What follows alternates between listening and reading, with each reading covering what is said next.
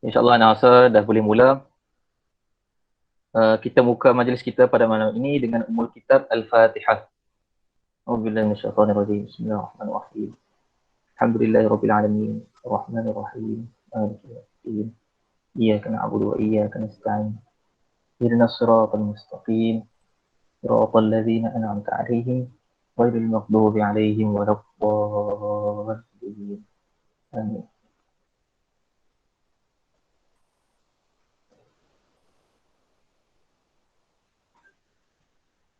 A'udzubillahi minasyaitonirrajim. Bismillahirrahmanirrahim. Assalamualaikum warahmatullahi wabarakatuh. Alhamdulillahirabbil alamin. Wassalatu wassalamu ala asyrafil anbiya'i wal mursalin wa ala alihi wa sahbihi ajma'in. Rabbi shrah li sadri wa yassir li amri wahlul 'uqdatam min lisani yafqahu qawli. Pertamanya marilah kita sama-sama memanjatkan rasa syukur kita kepada Allah Subhanahu wa taala kerana dengan limpah kurnianya serta taufik dan hidayah Allah Subhanahu wa taala kita diizinkan untuk sama-sama berada dalam majlis ilmu yang merupakan satu taman daripada taman-taman syurga dalam rangka kita berubudiyah kepada Allah Subhanahu wa taala dan juga dalam usaha kita untuk meningkatkan ketakwaan kita kepada Allah Subhanahu wa taala. Jadi bagi memberkati majlis kita pada malam ini, anda menjemput Akhi Ahmad Muaz bin Baharuddin untuk membacakan ayat suci Al-Quran dari surah Ar-Ra'du bermula dari ayat 19 hingga 28. Tafaddal mashkura.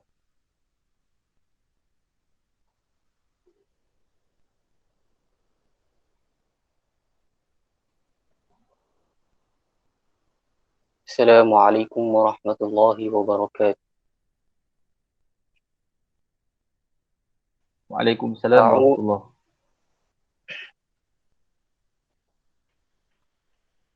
أعوذ بالله من الشيطان الرجيم. بسم الله الرحمن الرحيم. أفمن يعلم أنما أنزل إليك من ربك الحق كمن هو أعمى إنما يتذكر أولو الألباب الذين يوفون بعهد الله ولا ينقضون الميثاق والذين يصلون ما أمر الله به أن يوصل ويخشون ربهم ويخافون سوء الحساب والذين صبروا ابتغاء وجه ربهم وأقاموا الصلاة وأنفقوا مما رزقناهم سرا وعلانية ويدرؤون بالحسنة السيئة أولئك لهم عقبى الدار جنات عدن يدخلونها ومن صلح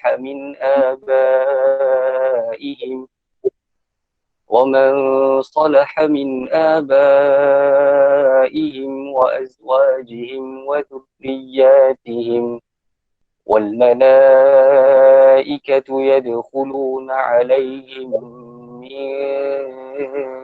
كل باب سلام عليكم بما صبرتم فنعم عقبى الدار والذين ينقضون عهد الله من بعد ميثاقه ويقطعون ما أمر الله به أن يوصل ويفسدون في الأرض أولئك لهم اللعنة ولهم سوء الدار الله يبسط الرزق لمن يشاء ويقدر وفرحوا بالحياة الدنيا وما الحياة الدنيا في الآخرة إلا متاع ويقول الذين كفروا لولا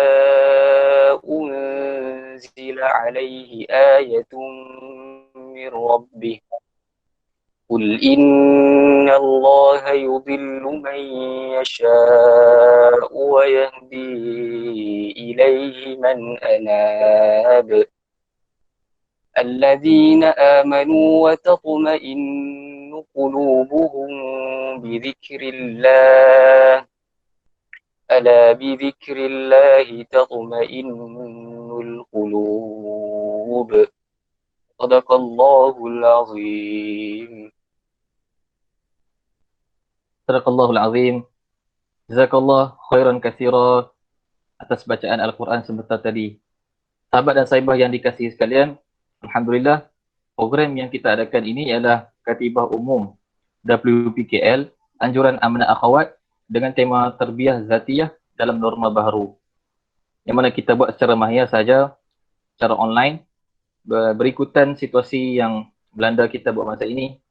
Mudah-mudahan walaupun secara maya, kita sentiasa memperoleh manfaat sepanjang program ini berlangsung dan kita cubalah sentiasa mengambil ibrah untuk menambah baik diri kita. Sahabat dan sahabat sekalian, sedikit taklimat tentang program Katibah kita. Program ini merangkumi 3 slot, bermula dengan slot 1 pada malam ini yang akan disampaikan oleh Al-Fadhil Ustaz Dr. Muhammad Luqman bin Maksin dengan tajuk Ya Allah, kurniakan aku hati yang baru. InsyaAllah slot malam ini akan habis dalam lebih kurang pukul 11. Kemudian kita akan tidur. Sebelum tidur kita akan baca surah Al-Mulk. Pada keesokan harinya, sahabat dan sahibah perlu bangun awal. Kita akan buat qiyamul lail pada pukul 4 bersama dengan keluarga. Selepas itu, kita akan adakan slot kedua pada hari esok pada pukul 5 hingga 6 pagi. Selepas qiyamul lail, slot kedua pada pukul 5 dan hingga 6 pagi. Slot kedua akan disampaikan oleh Ustaz Zaid bin Mazlan dengan tajuk Rahsia Detik-Detik Malam. Kemudian slot ketiga juga pada pagi esok selepas subuh pada pukul 7 hingga 8 pagi. Akan disampaikan oleh Ustazah Dr.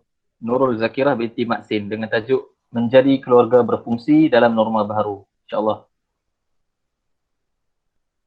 Seterusnya, Ana mempersilakan Tuan Haji Ahmad Fisal bin Mak Saleh untuk memberikan kata-kata aluan. Dipersilakan.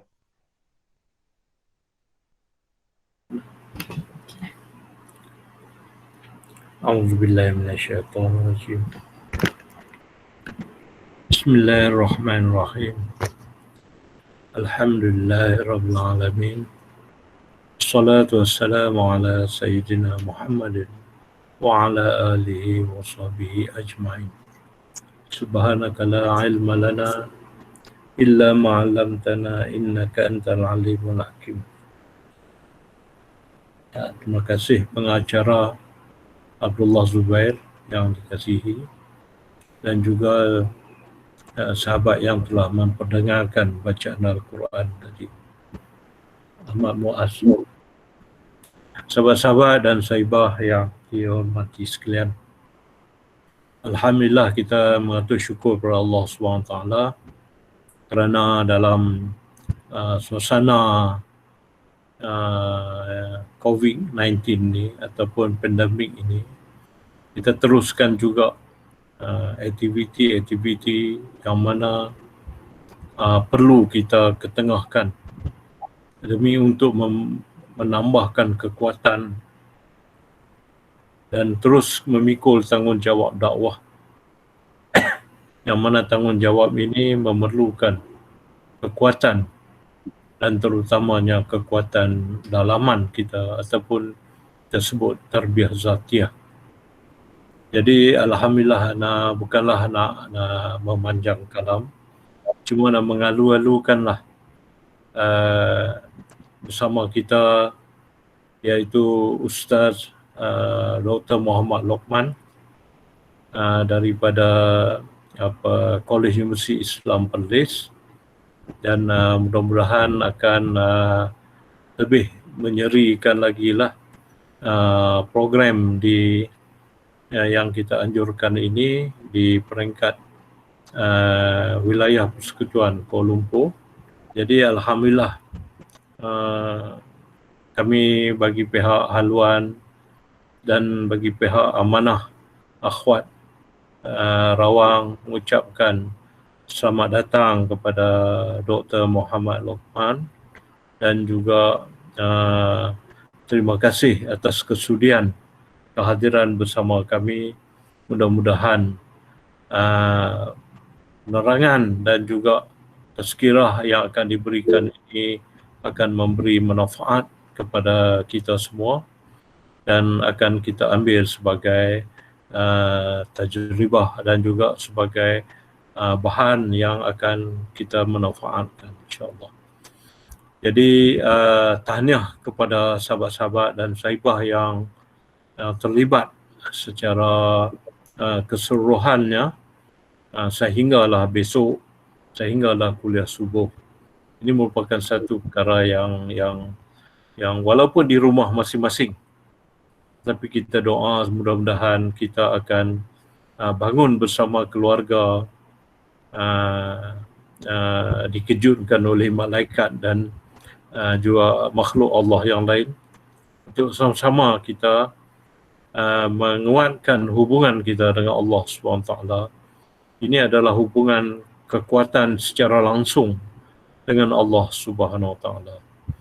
Jadi anak satulah sebagai ucapan aduan dan mohon kemaafan bagi pihak sahabat-sahabat dan saibah kepada Dr. Muhammad Lokman. Sekiranya program ini ada cacat celah di sana sini, maklumlah, kita harapnya communication ni berjalan dengan baiklah, tidak ada sekatan terputus di sana sini, insya-Allah. Jadi yang baik itu daripada Allah SWT, yang lemah itu daripada kami sendiri yang nak kami baiki, dan mudah-mudahan kebenaran itu akan menjadi sebahagian daripada kehidupan kita, insya-Allah. Dengan itu nak sudahi, wabillahi taufik hidayah. Assalamualaikum warahmatullahi wabarakatuh. Waalaikumsalam warahmatullahi wabarakatuh. Jazakallah khairan katsira diucapkan kepada Tuan Haji Ahmad Faisal bin Makhareh atas ucapan sebentar tadi.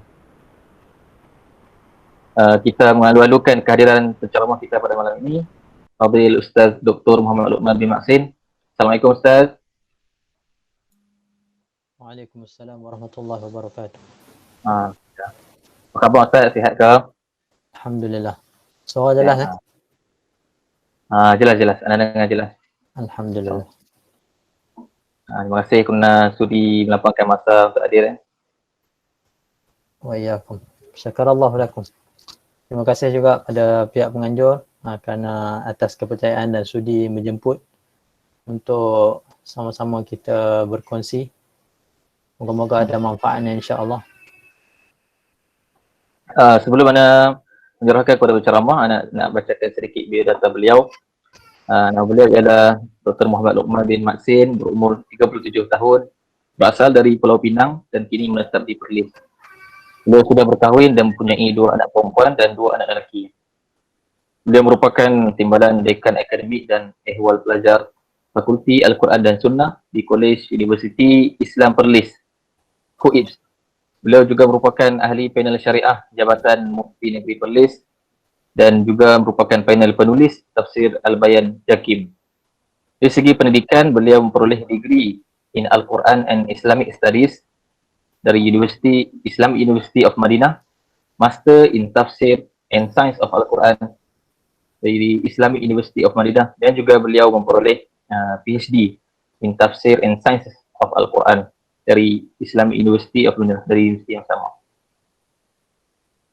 Sebelum anda terlupa, di hujung slot 1 ni nanti kita akan buat sesi Q&A, sesi soal jawab. Kalau ada yang nak bertanya soalan, nak kemukakan soalan kepada penceramah, bolehlah tulis di ruangan chat box Nanti kita akan bacakan insya-Allah.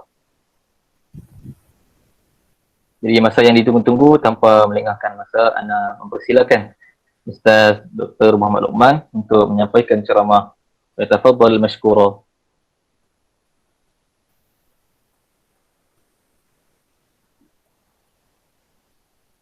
أحييكم بتحية الإسلام، تحية الخالدة، تحية مباركة طيبة.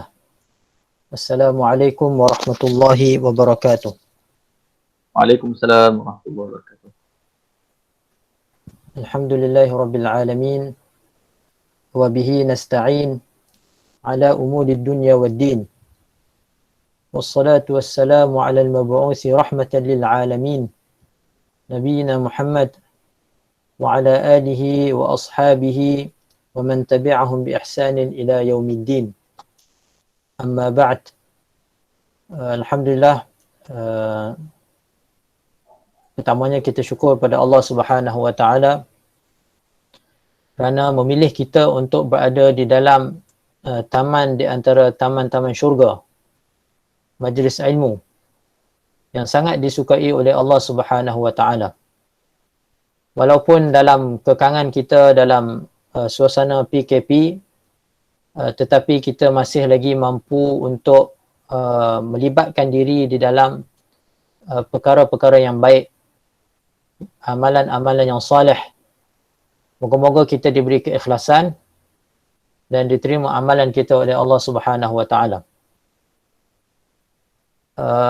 Seperti yang saya sebutkan tadi, saya sekali lagi ucapkan terima kasih kepada pihak penganjur yang sudi untuk menjemput saya untuk kita sama-sama berkongsi tajuk yang sangat penting untuk kita bincangkan bersama. Saya kira tajuk ini adalah satu tajuk yang sangat penting dan sebenarnya memerlukan masa yang agak panjang untuk mengupasnya secara mendalam, dan memerlukan masa yang lebih panjang lagi untuk kita memahaminya dan menghayatinya di dalam kehidupan kita. Sudah tentu persoalan tentang hati ini bukan persoalan yang biasa-biasa. Ia merupakan satu persoalan yang pokok di dalam kehidupan seorang Muslim. Maka kerana itu ramai ulama yang telah membahaskan tentang hati ini. Antaranya mungkin kita boleh melihat misalnya tulisan Ibn Qayyim rahimahullah di dalam kitabnya Ighathatul Lahfan. Begitu juga Al-Imam Al-Ghazali rahimahullah di dalam kitabnya Ihya Ulumuddin, yang membincangkan tentang persoalan hati dan juga amalan-amalan hati yang boleh kita katakan sebagai suatu rujukan kepada umat ini dalam proses untuk merawat hati kita, sebagai satu panduan untuk bagaimana kita berinteraksi dengan hati. Begitu juga di sana ada penulis-penulis semasa, antaranya yang menulis tentang hati ini, antaranya yang sempat saya rujuk adalah Al-Qalbu wa Wadhaifuhu, yang suatu tesis master yang ditulis oleh Dr. Salman Al-Yamani.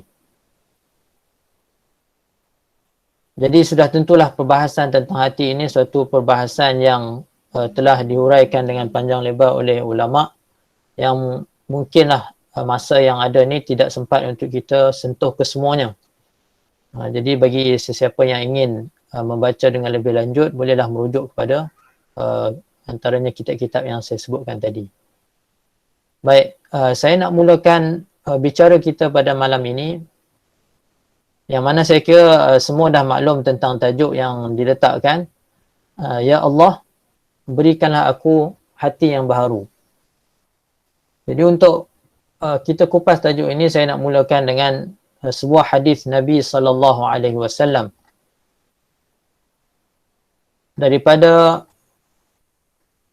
Abi Abdullah النعمان بن بشير رضي الله عنهما قال سمعت رسول الله صلى الله عليه وسلم يقول إن الحلال بين وإن الحرام بين وبينهما أمور مشتبهات لا يعلمهن كثير من الناس فمن اتقى الشبهات فقد استبرأ لدينه وعرضه ومن وقع في الشبهات وقع في الحرام كالراعي يرعى حول الحمى يوشك أن يرتع فيه ألا وإن لكل ملك حمى ألا وإن حمى الله محارمه ألا وإن في الجسد مضغة إذا صلحت صلح الجسد كله وإذا فسدت فسد الجسد كله ألا وهي القلب متفق عليه. Hadis ini mungkin sebahagian daripada kita telah menghafalnya dan mungkin ramai di kalangan kita yang pernah mendengarnya. Hadis ini merupakan salah satu hadis yang dimuatkan oleh Al-Imam Nawawi rahimahullah yang wafat pada tahun 676 Hijrah di dalam himpunan hadis 40 yang lebih dikenali dengan Al-Arba'in An-Nawawiyah, hadis 40 Imam Nawawi, di mana Al-Imam Abu Daud As-Sajistani meletakkan hadis ini termasuk di dalam 4 hadis pokok yang menjadi usul kepada syariat, kepada agama kita. Dan ulama bersepakat tentang faedah yang sangat banyak yang terdapat di dalam hadis ini. Mungkin kita boleh pergi sepintas lalu tentang hadis ini. Sebelum kita sampai yang saya nak fokuskan pada penghujung hadis ini. Jadi hadis ini daripada Nu'man bin Bashir radhiyallahu anhuma, katanya aku mendengar Rasulullah sallallahu alaihi wasallam bersabda. Di dalam ilmu hadis, apabila sahabat itu mengatakan aku mendengar, maksudnya dia mendengar sendiri daripada Nabi sallallahu alaihi wasallam. Ada tasrih bisama' di situ. Penjelasan bahawasanya dia mendengar sendiri daripada Nabi sallallahu alaihi wasallam. Begitu juga dengan haddatsani. Tetapi kalau diriwayatkan dengan qala Rasul, itu tidak semestinya sahabat itu mendengar sendiri daripada Nabi sallallahu alaihi wasallam. Apa kata Nabi sallallahu alaihi wasallam? Innal halala bayyin. Sesungguhnya perkara yang halal itu adalah suatu perkara yang jelas. Dan sesungguhnya perkara yang haram itu adalah suatu perkara yang jelas. Dan di antara keduanya, yakni di antara halal dan haram itu terdapat perkara-perkara yang mushtabihat, yang diragukan, yang tidak jelas, yang tidak diketahui oleh kebanyakan manusia. Jadi permulaan hadis ini dapat kita lihat bagaimana Nabi SAW membahagikan perkara-perkara di dalam agama ini dari segi hukumnya kepada 3 bahagian. Ada perkara yang halal, yang mana ia datang dengan dalil-dalil yang jelas yang menyatakan kehalalannya, dan ada perkara yang haram di mana ada dalil-dalil yang jelas yang menyatakan keharamannya. Dan di sana ada perkara yang tidak jelas, di mana tidak ada dalil yang jelas yang menyatakan tentang haram atau halal perkara tersebut, maka ia jatuh pada perkara yang tidak jelas, yang diragukan. Ataupun ada perkara-perkara yang tidak dapat dikenal pasti hukumnya. Dan perkara ini tidak diketahui oleh kebanyakan manusia. Maksudnya hanya mungkin orang yang mempunyai ilmu yang terperinci tentang sesuatu masalah, tentang sesuatu hukum, maka dia boleh menentukan perkara itu adakah lebih dekat dengan yang halal ataupun lebih dekat dengan yang haram. Kerana puncanya tidak ada satu dalil yang jelas di dalam perkara tersebut. Maka kerana itulah wujudnya perselisihan ataupun khilaf yang banyak di kalangan ahli-ahlinya. Walau bagaimanapun Nabi SAW menyebut faman ittaqa syubhat faqad istabra'a li dinihi wa 'irdihi. Barang siapa yang menjauhi ataupun menjaga daripada perkara-perkara syubhat ini, maka dia telah membebaskan dirinya ataupun menjaga dirinya, menjaga agama dan juga maruah dirinya. Kemudian kata Nabi SAW, barang siapa yang jatuh di dalam perkara yang syubhat, maka sebenarnya dia telah jatuh kepada perkara yang haram. Di sini ada perbincangan di kalangan ulama tentang maksud hadis ini. Ada yang memahami bahawasanya perkara syubhat ini ia termasuk di dalam perkara yang haram berdasarkan lafaz Nabi SAW ini. Walau bagaimanapun ada ulama yang berpendapat perkara yang syubhat tetap menjadi perkara yang menjadi perbahasan. Walau bagaimanapun berdasarkan hadis ini dianjurkan untuk kita berhati-hati ataupun menjauhi perkara-perkara yang syubhat, yang biasa kita sebut dengan sifat wara'. Wara' ini maksudnya sifat berjaga-jaga dan berhati-hati pada perkara yang tidak jelas hukumnya ataupun pada perkara yang syubhat. Untuk menjelaskan maksud ini lagi, Nabi SAW mendatangkan suatu perumpamaan, dan ini termasuk dalam uslub nabawi, pendekatan Nabi SAW dalam mendidik, di mana Nabi SAW akan mendatangkan suatu contoh bagi sesuatu pernyataan. Seperti mana seorang pengembala yang mengembala dekat dengan kawasan larangan. Hampir-hampir binatang ternaknya itu meragut di kawasan larangan tersebut. Kemudian kata Nabi SAW, ketahuilah bahawasanya pada setiap tuan, bagi setiap tuan itu ada, ataupun setiap raja itu ada kawasan larangannya ataupun sempadan larangannya, dan ketahuilah bahawasanya sempadan ataupun kawasan larangan Allah Subhanahu Wa Taala adalah apa yang diharamkannya. Kemudian barulah sampai kepada apa yang kita nak kaitkan dengan topik kita ini, ala wa inna fil jasadi mudghah, dan ketahuilah bahawasanya sesungguhnya di dalam badan manusia itu ada seketul daging. Idza saluhat saluhal jasadu kulluh. Kalau kita baca dengan saluhat, apabila ia menjadi baik, maka keseluruhan anggota badan menjadi baik. Boleh juga kita membaca dengan salahat, maksudnya apabila ia baik, maka baiklah keseluruhan tubuh badan manusia itu. Wa idza fasadat fasadal jasadu kulluh. Dan apabila ia menjadi buruk, apabila buruknya ia, maka buruklah sekalian anggota badan. Ala wahyal qalb. Ketahuilah anggota tersebut ataupun daging tersebut adalah hati. Nah, ini yang kita nak fokuskan dalam bicara kita. Dan kalau boleh saya kaitkan sedikit penutup hadis ini dengan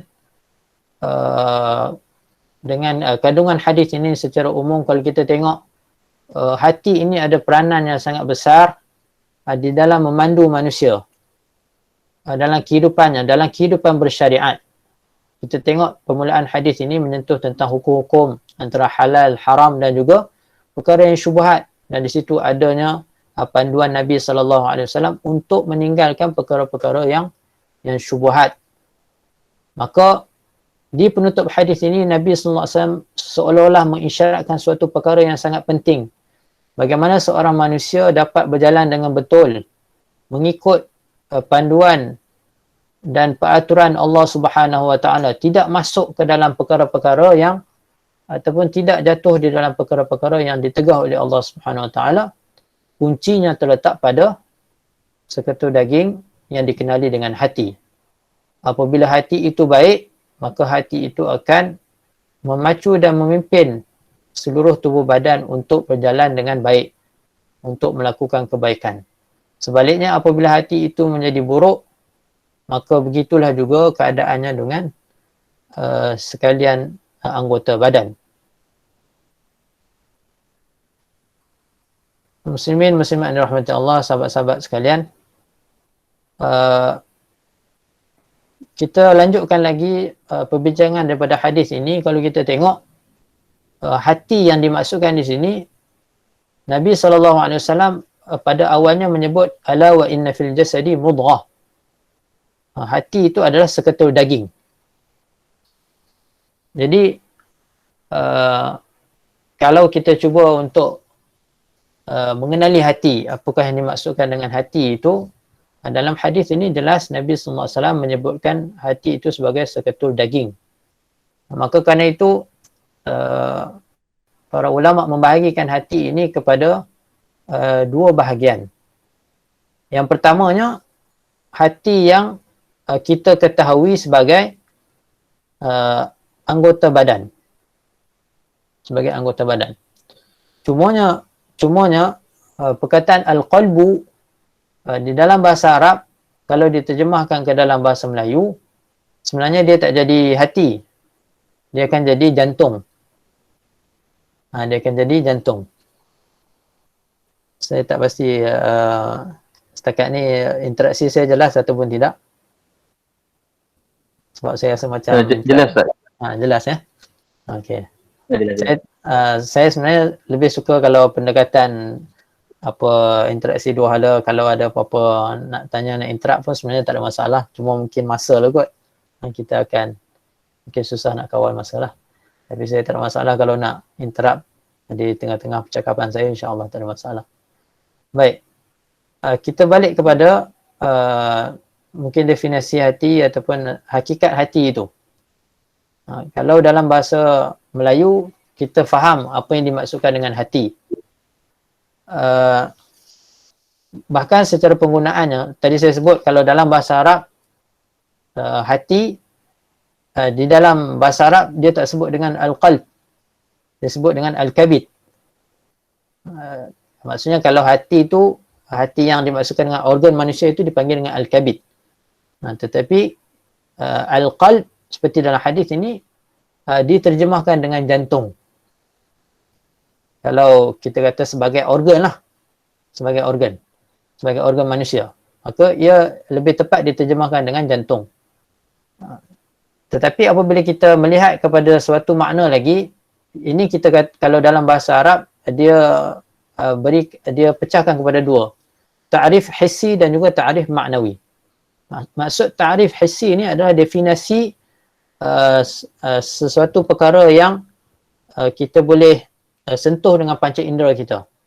Dan ini adalah asal dalam mana-mana perkataan bahasa Arab. Mana-mana perkataan bahasa Arab, dia akan bermula dengan makna secara hissi. Maksudnya boleh disentuh, boleh dilihat, boleh dirasa. Itu asal-asal dalam asal perkataan bahasa Arab. Begitu juga dengan perkataan al-qalbu. Maksudnya pada asal maknanya adalah sesuatu objek yang boleh dilihat, boleh dirasa dan boleh disentuh, iaitulah organ manusia. Kemudian baru digunakan kepada makna-makna yang bersifat maknawi. Makna-makna yang bersifat maknawi yang tidak boleh disentuh, tidak boleh dilihat, tidak boleh dirasa, tetapi boleh difahami. Itu yang dimaksudkan dengan ta'rif maknawi, secara maknawi. Misalnya sabar, perkataan sabar misalnya, syukur. Kita faham makna itu, tetapi bila kita kata sabar, kita tak boleh nak sentuh apakah yang dimaksudkan dengan sabar. Tetapi asalnya dalam bahasa Arab, perkataan sabar itu asal-asalnya adalah sejenis pokok yang sangat pahit. Buahnya sangat pahit, yang memerlukan kepada kesabaran, ketahanan diri untuk memakan pokok tersebut. Maksudnya perkataan sabar yang kita lebih fahami dengan makna maknawi itu juga mempunyai makna secara hissi pada asalnya. Begitu juga dengan al-qalb ini. Cuma yang saya nak sentuh tadi, maksudnya apabila dialihkan bahasanya, ada mungkin sedikit salah faham di situ. Walau bagaimanapun dalam bahasa kita juga, kalau kita tengok dari sudut penggunaan hati, kita banyak menggunakan hati ini dalam konteksnya yang secara maknawi. Dalam konteksnya secara maknawi. Misalnya kalau kita tengok dalam bahasa kita banyak, misalnya berhati-hati, ataupun kita kata kecil hati, besar hati. Yang mana itu semua tidak merujuk kepada makna secara hissi. Bukan kita maksudkan hati itu menjadi besar, menjadi kecil, tapi kita ada maksud secara maknawi yang kita fahami. Apa lagi tentang hati? Pintu hati dan sebagainya lah.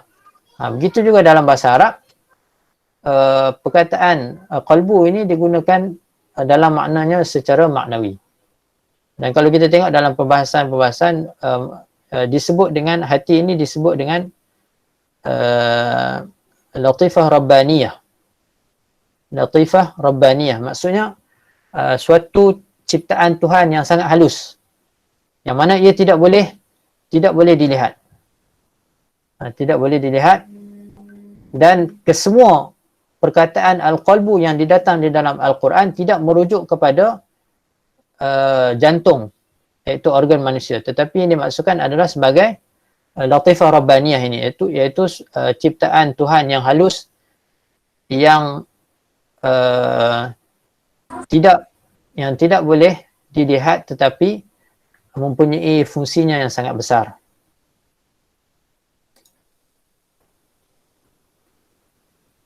Baik. Kita teruskan lagi. Daripada hadis ini juga kita dapat lihat kepentingan hati itu. Kenapa hati yang menjadi perbincangan dan persoalannya di sini? Kita cuba untuk highlightkan di sini kenapa hati ini menjadi satu persoalan yang sangat penting dalam kehidupan kita.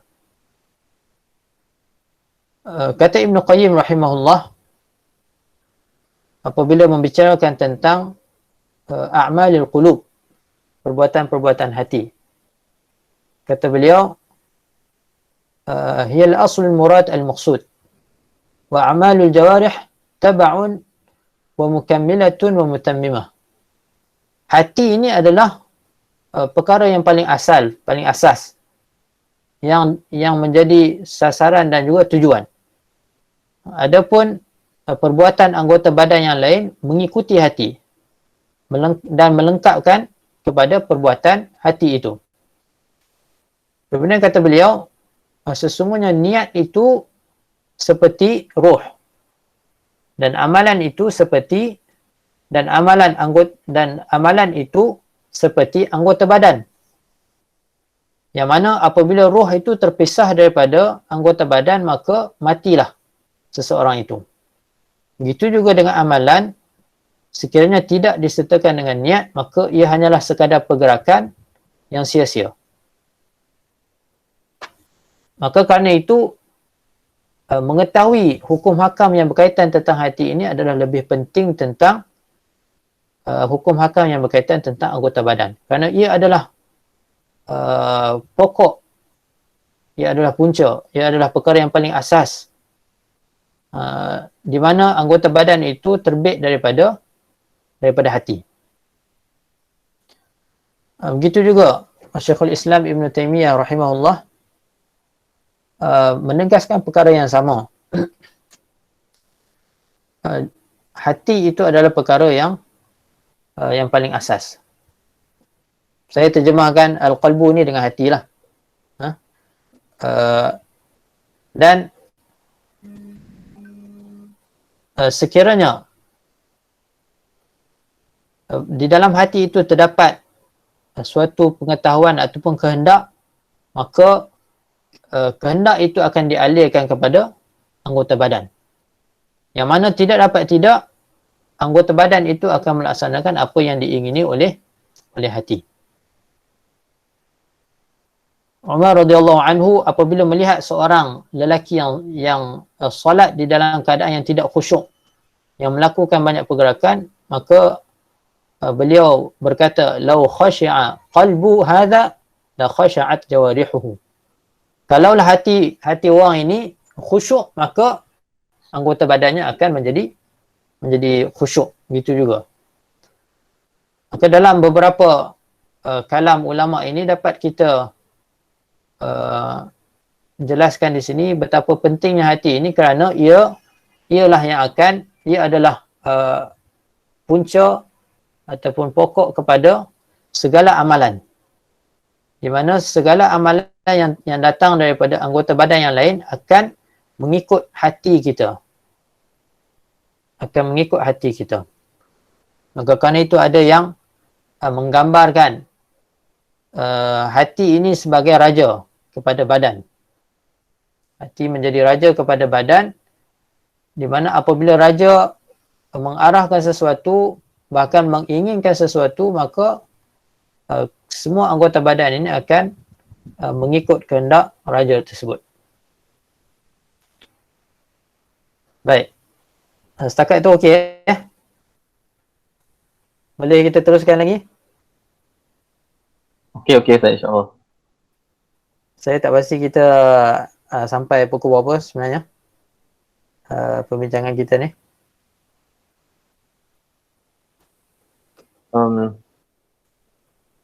Lebih kurang 10.45 ke Ustaz, insyaAllah. Dalam 10.45 insya-Allah. Jadi Tadi kita ana lupa nak tanya nama pengusi tadi. yang mana? Ya, Abdullah Zubair. Abdullah Zubair. Hayakallah Abdullah Zubair. Baik. Baik, insya-Allah kita teruskan lagi. Okay, jadi daripada hadis tadi kita dapat tahu apakah yang dimaksudkan dengan hati dan kenapa hati menjadi sangat penting untuk kita bincangkan, untuk kita jadi topikkan dalam perbincangan kita pada malam ini.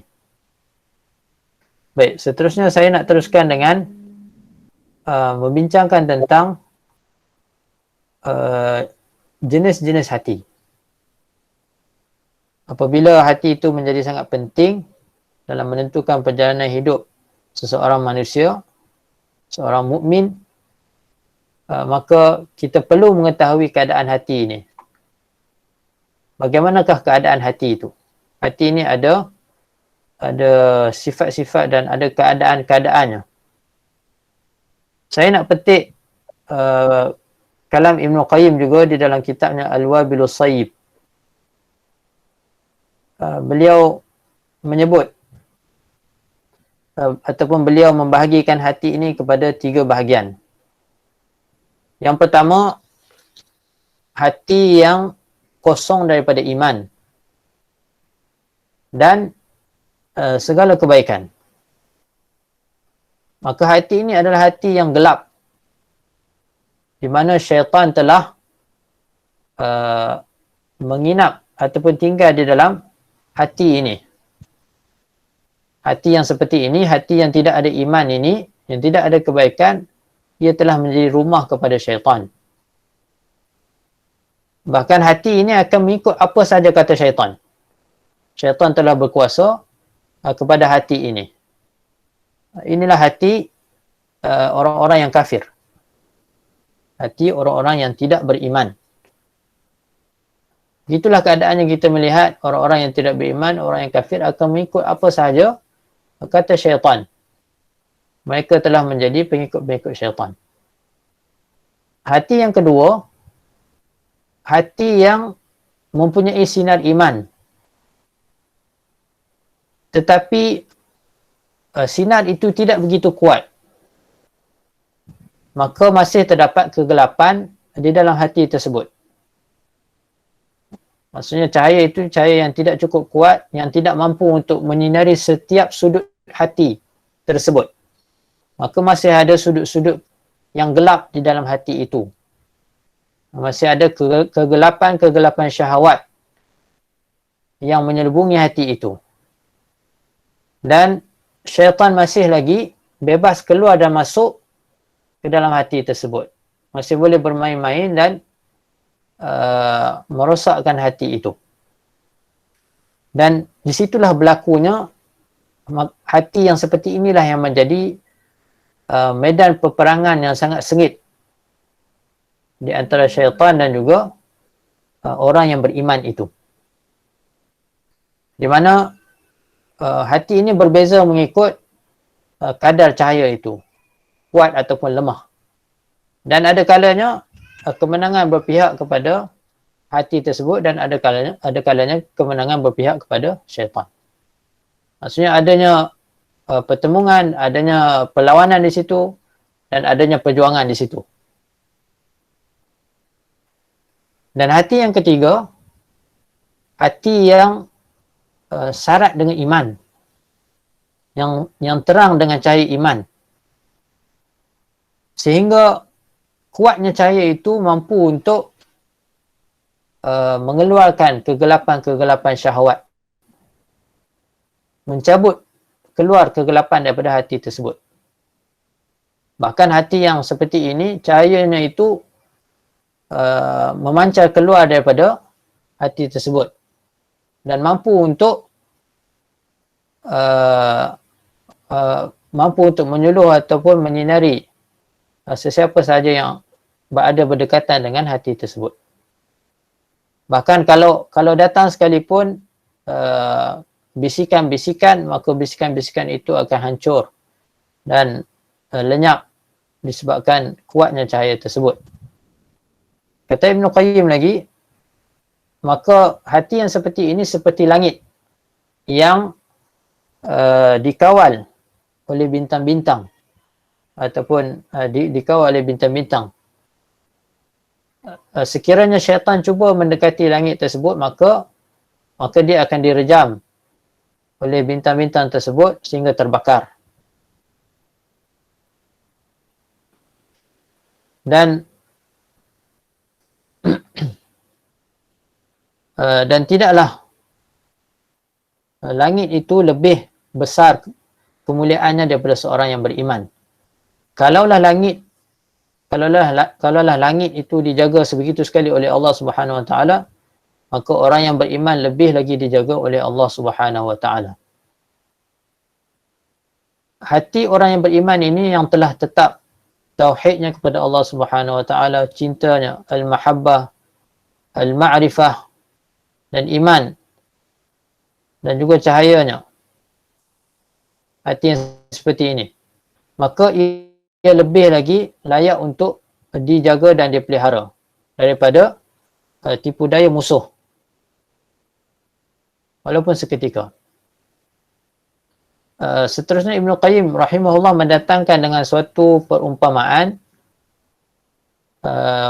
pada 3 jenis rumah.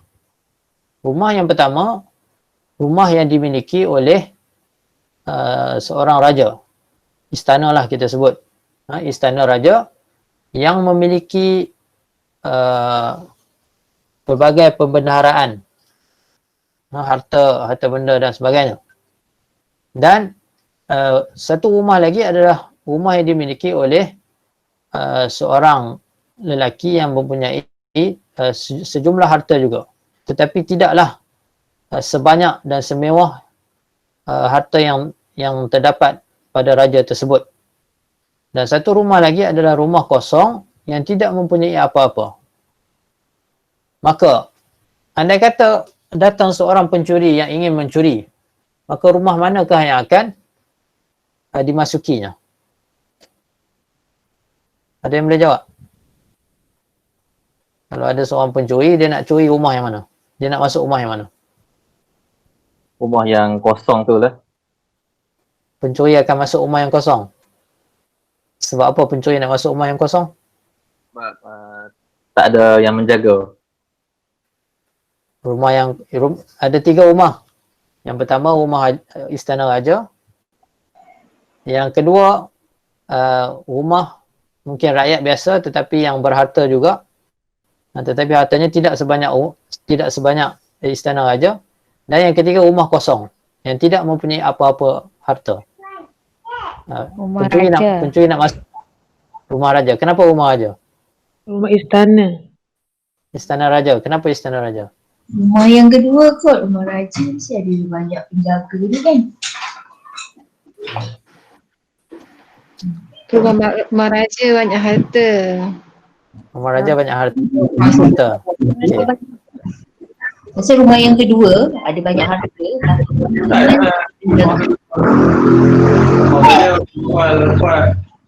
Masuk rumah kedua ada harta kurang sikit tapi dia boleh masuk. Rumah ketiga tak ada apa, mati. Ikhtilafal ulama. Jadi ulama berselisih pendapat di dalam masalah ni ya. Okey, baik. Okey, Ibn Qayyim rahimahullah meneruskan lagi dia kata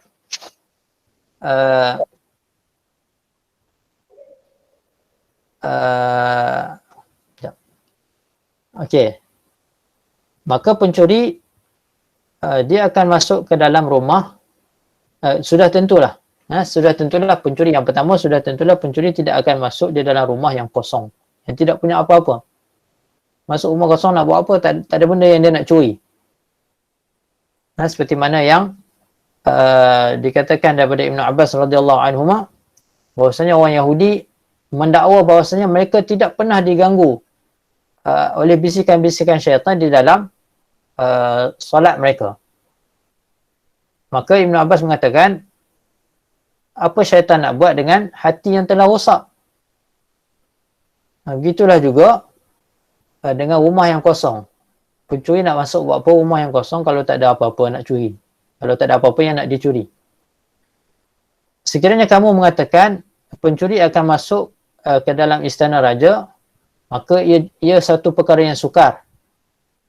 Kerana kebiasaannya istana raja ni akan dilengkapi dengan tembok-tembok yang tinggi, pengawal-pengawal yang sentiasa berkawal. Yang mana mungkin agak sukar untuk pencuri itu bahkan mendekati istana itu sendiri adalah satu perkara yang agak sukar. Apatah lagi sekiranya istana itu dijaga dan sentiasa diselir oleh raja itu sendiri. Maksudnya bukan saja pengawal yang mengawal di sekitar istana, bahkan raja sendiri sentiasa memerhati dan memastikan istananya itu dalam keadaan yang selamat. Maka bagaimanakah pencuri itu dapat mendekati istana tersebut? Maka tidak ada pilihan bagi pencuri itu melainkan rumah yang kedua. Rumah yang kedua iaitulah rumah yang mempunyai harta tetapi tidak dikawal, tidak ada pengawal. Ini apa yang perumpamaan yang digambarkan oleh Ibn Qayyim rahimahullah. Ia suatu perumpamaan. Kita boleh sebutkan juga keadaan hati ini dengan tiga keadaan yang lain. Yang mana keadaan yang pertama, kalau kita berdasarkan kepada pembahagian Ibn Qayyim rahimahullah ini, hati yang pertama ini adalah hati yang mati. Hati yang telah mati. Di mana hati yang mati ini tidak akan sama sekali mampu untuk menerima hidayah Allah Subhanahu Wa Taala. Bagi sesiapa yang membaca Al-Quran dan mentadabbur ayat-ayat Allah Subhanahu Wa Taala akan bertemu dengan banyak ayat yang menyifatkan tentang sifat-sifat hati ini. Ada hati yang telah tertutup, misalnya disebut. Ada hati yang telah dicop. Yang kalau hati yang tertutup ini maksudnya tidak ada ruang untuk daripada dalam keluar ataupun perkara daripada luar yang masuk ke dalam. Ini maksudnya hati yang telah tertutup. Dalam menggambarkan tentang sifat-sifat hati. Hati yang mati ibarat macam manusia yang mati. Manusia yang mati tidak mampu untuk berbuat apa-apa. Tidak mampu memberi apa-apa manfaat dan tidak mampu untuk memberi apa-apa mudarat. Itulah hati yang mati. Hati yang kedua, hati yang sakit. Maksudnya dia belum mati, tetapi dia sangat sakit. Yang mana sakitnya itu dilihat sama ada sakitnya itu sakit yang ringan ataupun sakit yang berat. Kalau sakit yang ringan mungkin masih lagi boleh dirawat. Mungkin cepat sembuhnya. Tetapi ada sakit yang berat yang mungkin boleh dirawat tetapi memerlukan masa yang panjang. Yang mungkin boleh sembuh tetapi memerlukan masa yang panjang. Dan memerlukan usaha yang keras untuk bebas daripada penyakit tersebut. dan ada penyakit yang sangat sukar untuk disembuhkan, yang mana dia akan berterusan sehinggalah mungkin menyebabkan orang itu mati disebabkan penyakit tersebut. Ini hati yang sakit yang boleh kita gambarkan dengan jelas seperti mana satu orang yang sakit. Maksudnya hati yang sakit ini dia di tengah-tengah ada peluang untuk menjadi hati yang sihat, yang baik, dan dia ada peluang dan dia ada kemungkinan juga untuk menjadi hati yang mati. Bergantung kepada tahap penyakit tersebut. Adakah penyakit itu penyakit yang ringan ataupun penyakit yang kronik. Dan hati yang ketiga adalah hati yang sihat, hati yang sejahtera. Hati yang tidak berpenyakit. Seperti seorang yang sihat, yang tidak ada penyakit, maka dia boleh melakukan segala aktiviti dalam kehidupan dia dengan sangat baik, dengan tanpa ada masalah. Dia boleh berperanan sebagai seorang manusia, melakukan tugas-tugas sebagai seorang manusia dengan sangat baik. Gitulah juga dengan hati. Hati yang sihat boleh melakukan tugas, fungsi-fungsi hati dengan sangat baik. Antara fungsi hati apa? Kalau tadi kita sebutkan, ibarat hati ini seperti raja. Apakah peranan seorang raja? Dia menjadi ketua. Maka segala perkara akan bermula daripada seorang raja itu. Apakah yang difikirkannya, apakah yang diingininya, apakah yang dirancangnya, apakah yang arahan yang dikeluarkannya. Fungsi seorang raja mentadbir, mengurus dan sebagainya.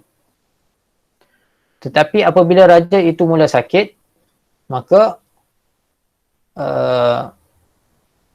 peranannya sebagai seorang raja akan menjadi lemah.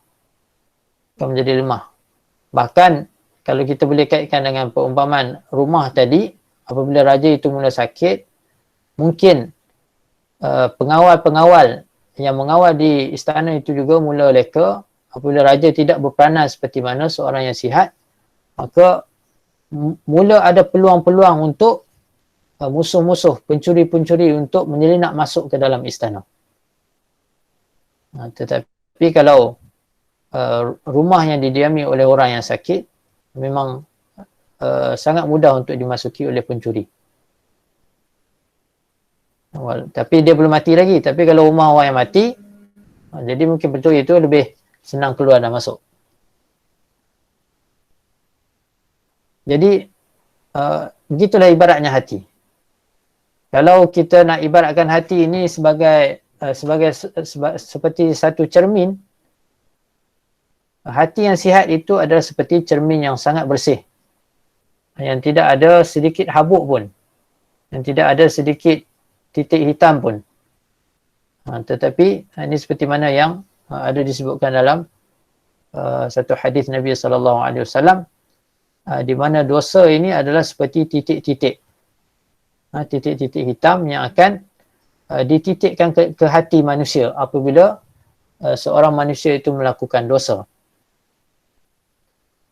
Maka apabila banyak dosa yang dilakukan, maka semakin banyaklah titik-titik yang melekat di dalam hati manusia itu, sehinggalah hati itu menjadi sakit.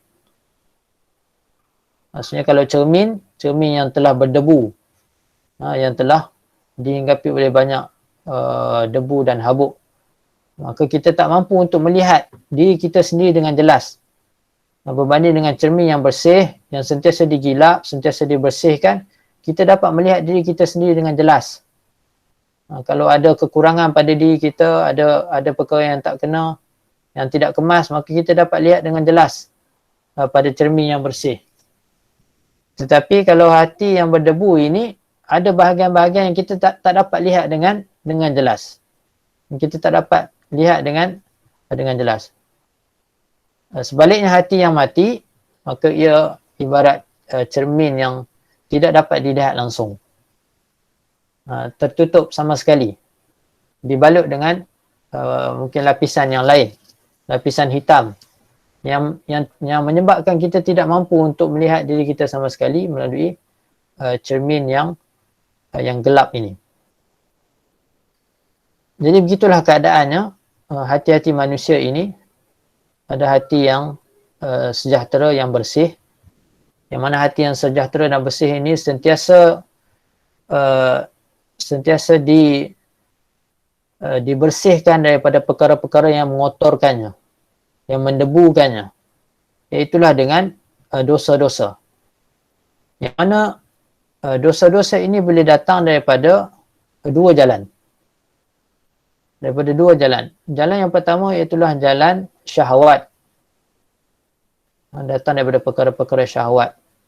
Keinginan terhadap wanita misalnya, keinginan terhadap makan minum, keinginan terhadap tidur yang banyak, kerehatan, kelalaian dan sebagainya. Ini semua adalah syahwat, keinginan manusia. Yang mana kita semua manusia dibekalkan dengan syahwat. Kita semua manusia dibekalkan dengan syahwat. Yang mana hikmah daripada penciptaan syahwat ini terhadap manusia yang sebenarnya untuk memastikan kelangsungan hidup manusia. Manusia perlu ada syahwat untuk terus hidup. Kalau dia tengok makanan, dia ada keinginan untuk makan. Dia tengok minuman, dia ada keinginan untuk minum. Kalau dia melihat yang berlainan jenis dengan dia, dia ada syahwat, keinginan terhadap yang berlainan jenis dengan dia. Ini secara fitrahnya. Tujuannya untuk supaya manusia boleh meneruskan hidup. Kalau dia tengok makanan dan minuman, dia tak ada rasa apa-apa, tak ada syahwat, maka dia akan mati. Kerana dia tidak akan minum. Begitu juga kalau dia melihat yang berlainan jenis daripada dia tidak ada apa-apa syahwat, maka dia tidak akan berkahwin. Di mana manusia apabila tidak berkahwin, maka tidak ada keturunan dan manusia akan pupus. Tetapi syahwat ini ada kadarnya. Dan agama kita membuka jalan-jalan. Itulah yang dipanggil dengan syariat. Syariat ini adalah jalan. Jalan syariat ini akan menjadikan syahwat ini dialirkan dengan betul. Dialirkan dengan betul mengikut kadar dan juga jalan yang betul. Tetapi apabila manusia mengikut syahwat sehingga syahwat itu menunggang dirinya, maka ia telah menjadi suatu maksiat. Telah menjadi suatu dosa yang akan meninggalkan kesan hitam pada hati. Yang kedua, syubhat. Kalau yang tadi syahwat, yang kedua ini adalah syubhat. Syubhat adalah keraguan-keraguan perkara yang kalau kita boleh kaitkan dengan hadis yang mula-mula saya bacakan tadi, perkara-perkara yang tidak jelas hukumnya. Yang menjadi senjata syaitan. Yang menjadi senjata syaitan dalam menyesatkan anak Adam.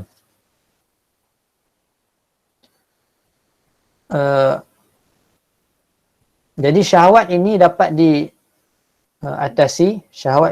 diatasi dengan menguatkan iman seseorang itu.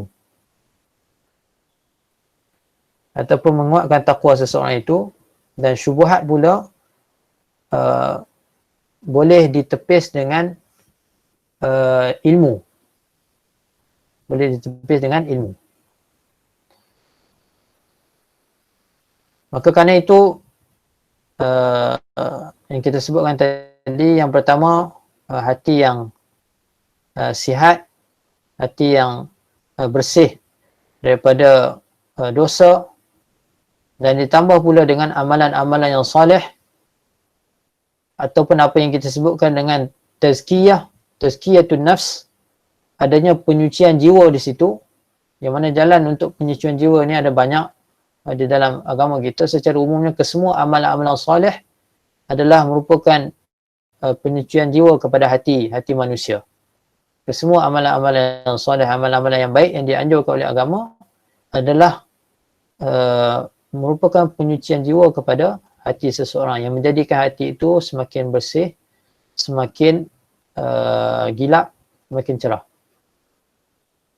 Termasuk zikrullah, memperbanyakkan zikrullah, membaca Al-Quran, solat di tengah malam, bersedekah, berpuasa, menunaikan zakat, membantu orang, memudahkan urusan orang. Ini semua termasuk dalam perkara-perkara yang mampu untuk menyucikan hati. Yang tidak terhad pada ibadah-ibadah yang khusus saja. Mungkin ada orang dia fikir, dia fokuskan pada perkara-perkara ibadat, solat, puasa dan sebagainya. Sebenarnya termasuk dalam perkara-perkara kebaikan, ini perkara-perkara kebajikan. Apa-apa saja yang disifatkan dengan kebajikan, yang mungkin membabitkan muamalat ataupun hubungan sesama manusia, ia termasuk dalam perkara yang boleh menyucikan hati. Membantu orang, memudahkan urusan orang, ia termasuk dalam perkara sedekah. Dan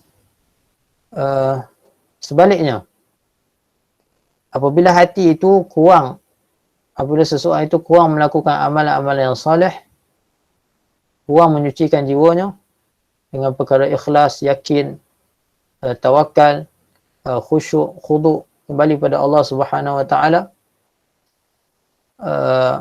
maka hati itu kan menjadi lemah, akan menjadi sakit, akan bersarang perkara syahwat dan syubhat di dalam hatinya.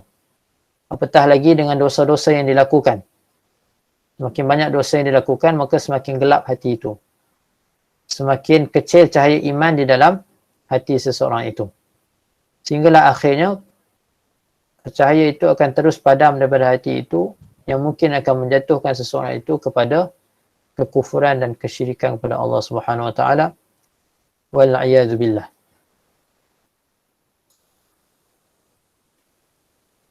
Jadi saya kira jelas ya, sebuah sedikit tentang hati manusia ini yang dapat saya kongsikan sebuah sedikit dengan sahabat-sahabat sekalian. InsyaAllah saya ada sedikit lagi yang nak dikongsikan. Mungkin selepas daripada itu kita boleh buka kepada perbincangan, InsyaAllah.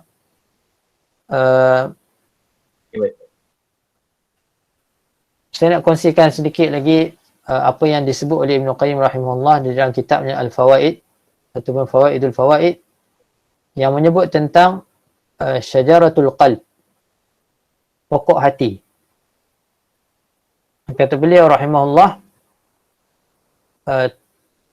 tahun itu ibarat pokok. Tahun ibarat pokok dan bulan-bulan itu ibarat dahan-dahannya ataupun cabang-cabangnya. Dan hari-hari itu adalah ranting-rantingnya. Dan jam-jam itu adalah daun-daunnya. Dan setiap hela nafas, setiap nafas yang kita hirup dan kita lepaskan adalah buah-buahnya.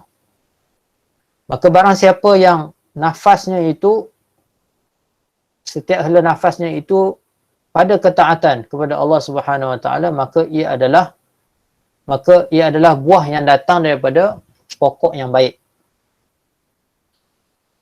Dan barang siapa yang nafasnya itu di dalam maksiat, maka buahnya itu adalah buah yang pahit. Yang mana buah itu akan dapat, kepahitan buah itu akan dapat dirasai pada hari kiamat nanti. Pada hari kiamat nanti maka kita akan tahu buah kita itu adalah buah yang manis ataupun buah yang pahit. Ini mungkin kita menanam pokok tapi kita belum lagi menuai hasilnya. Kita belum rasa lagi buahnya. Di akhirat nanti setelah kita dimatikan dan dibangkitkan semula, ketika itulah baru kita tahu adakah pokok yang kita tanam, yang kita siram itu, yang kita baja, buahnya itu adalah buah yang pahit ataupun buah yang manis. Kemudian kata Ibn Qayyim lagi, ikhlas dan tauhid itu adalah suatu pokok bagi hati. Ikhlas dan tauhid itu adalah suatu pokok bagi hati, di mana cabangnya adalah amalan-amalan dan buahnya adalah kehidupan yang baik di dunia dan juga kenikmatan yang kekal abadi di akhirat. Seperti mana buah-buahan di syurga yang tidak ada yang berbuah tanpa putus-putus, maka begitulah juga dengan tauhid dan ikhlas ini berbuah tanpa putus-putus ketika kita di dunia. Maksudnya manfaat yang baik yang kita dapat daripada tauhid dan ikhlas ini tidak akan pernah ada kesudahannya di dalam kehidupan kita di dunia. Manakala syirik, kedustaan, riak adalah pokok bagi hati juga. Di mana buahnya di dunia adalah ketakutan, kerunsingan, kesempitan dada dan kegelapan hati. Di mana buahnya di akhirat adalah az-zaqum, buah yang pahit dan membakar, dan juga azab yang berterusan. Dan Ibn Qayyim mengatakan, dan Allah Subhanahu Wa Taala telah menyebut tentang dua pokok ini dalam surah Ibrahim. Dan di dalam firman Allah Subhanahu Wa Taala, A'udzu billahi minasy syaithanir rajim. Alam tara kaifa daraballahu mathalan kalimatan tayyibatan kashajaratin tayyibah كشجرة طيبة أصلها ثابت وفرعها في السماء تؤتي أكلها كل حين بإذن ربها ويضرب الله الأمثال للناس لعلهم يتذكرون ومثل كلمة خبيثة كشجرة خبيثة اجتثت من فوق الأرض ما لها من قرار. Firman Allah Subhanahu Wa Taala, tidakkah kamu melihat bagaimana Allah Subhanahu Wa Taala mendatangkan suatu perumpamaan, perkataan yang baik seperti pokok yang baik. Sebagian mufassirin mentafsirkan perkataan yang baik ini dengan kalimah la ilaha illallah, iaitulah aslu tauhid, asal bagi tauhid yang menjadikan seseorang itu beriman. Seperti pohon yang baik yang mana akar pohon ini teguh masuk ke dalam dan cabangnya menyulur ke langit ataupun menjulang ke langit. Pokok yang baik ini akarnya sangat kukuh, terpacak ke dalam tanah, yang mungkin kita tidak dapat melihat akar itu, dan itulah akidah. Dan itulah perumpamaan bagi akidah seorang mukmin, dan cabangnya itu menjulang ke langit. Apabila baik akar tersebut, elok akar tersebut, maka pohon itu akan tumbuh subur sehingga dahan-dahannya akan menjulang ke langit, menghasilkan buah-buah yang baik juga. Kata Allah, pohon itu akan membuahkan hasilnya, atau pohon itu akan terus berbuah pada setiap masa dengan izin Tuhannya. Dan Allah Subhanahu Wa Taala dan demikianlah Allah Subhanahu Wa Taala mendatangkan suatu perumpamaan bagi manusia. Moga-moga mereka beringat.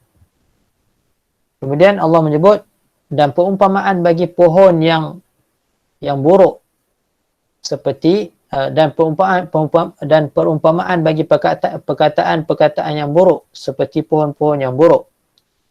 Ujutusat min fawqil ardi ma laha min qarar, di mana ia tercabut daripada permukaan bumi dan dia tidak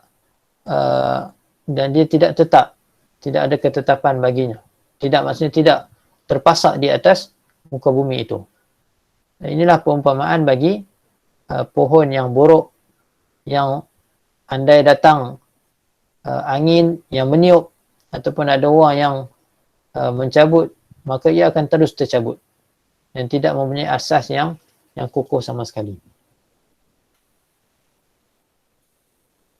Jadi setelah apa yang kita dengar ini, daripada awal tadi saya nak kembali kepada tajuk kita pada malam ini yang diberikan, Ya Allah, berikan aku hati yang baru. Ya Allah, berikan aku hati yang baru. Kalau kita lihat pada tajuk ini, yang pertamanya, ia adalah satu bentuk doa. Ya Allah, maksudnya kita berdoa meminta kepada Allah Subhanahu Wa Taala. Apakah permintaan kita? Permintaan kita adalah berikan aku hati yang baru. Ada beza antara doa dan juga monolog. Monolog ni adalah suara hati. Kadang-kadang kita dalam hati kita ni, biasa hati kita akan bercakap, akan membisikkan sesuatu. Kadang-kadang dalam kehidupan kita, dalam kepayahan kita mengurus kehidupan seharian, kadang-kadang ada banyak monolog dalam hati kita ini. Tetapi apabila kita tukar monolog itu kepada doa, maka ia akan terus sampai kepada Allah Subhanahu Wa Taala. Ia akan menjadi lebih kuat dan lebih kukuh kehidupannya, kedudukannya berbanding sekadar monolog, sekadar bisikan hati. Maka ini satu perkara yang perlu kita didik hati kita untuk sentiasa berdoa kepada Allah Subhanahu Wa Taala, sentiasa meletakkan pergantungan diri kita kepada Allah Subhanahu Wa Taala, sentiasa melekat hanya kepada Allah Subhanahu Wa Taala. Ya Allah, berikan aku hati yang baru. Ini kalau kita telitikan, seolah-olah menggambarkan sesuatu tentang keadaan hati kita. Sebenarnya apa yang berlaku pada hati kita? Sehingga kita berdoa meminta kepada Allah Subhanahu Wa Taala untuk diberikan hati yang baru. Sudah tentu hati yang kita maksudkan ini bukanlah hati organ yang kita sebutkan di awal-awal tadi. Bukan maksudnya kita nak buat pemindahan organ. Tetapi hati ini adalah hati yang kita bincangkan secara dalam sesi pada malam ini, tentang hati yang telah kita bincangkan ini. Kenapa kita minta hati yang baru? Bagaimanakah keadaan hati kita sebelum ini, dan hati yang bagaimana pula yang kita inginkan? Dan seperti kata Arab, al-mar'u tabibu nafsihi. Seseorang itu adalah doktor kepada dirinya sendiri. Saya memulangkan soalan ini kepada setiap daripada kita untuk bertanya kepada diri masing-masing. Bagaimanakah keadaan hati kita? Adakah hati kita hati yang mati, ataupun hati yang sakit, ataupun hati yang sihat? Bagaimanakah keadaan hati kita pada hari ini sebelum kita meminta hati yang baru? Saya kira mungkin di kalangan kita insya-Allah tidak ada hati yang mati di sini. Kalau hati mati mungkin dia tak berada dalam majlis pada malam inilah. Maksudnya hati yang mati ini seperti yang kita sebutkan tadi, hati yang telah hilang fungsinya, yang kalau misalnya ada majlis ilmu seumpama ini, dia tak rasa langsung untuk cuba hadir di dalam majlis seumpama ini. Tetapi yang mungkin ada di kalangan kita ini mungkin hati yang sakit dan juga hati yang sihat. Yang mana hati yang sakit ini sentiasa perlu dirawat, yang perlu sentiasa diperhatikan, yang memerlukan bimbingan, yang memerlukan mungkin seorang sahabat yang baik, seorang doktor ataupun guru yang baik untuk membimbing supaya hati itu terus sihat, supaya penyakit-penyakit itu dapat disembuhkan, mungkin dapat dihilangkan terus daripada hati tersebut, sehinggalah hati itu menjadi hati yang sihat. Yang mana perjalanan kita dalam hidup ini sebenarnya perjalanan badan yang kita ada sekarang ini, mungkin badan itu akan berakhir apabila kita mati nanti. Tetapi perjalanan yang lebih panjang adalah perjalanan hati kita. Hati yang dikurniakan oleh Allah Subhanahu Wa Taala kepada setiap daripada kita, hati inilah yang kita akan bawa untuk kembali dan bertemu Allah Subhanahu Wa Taala.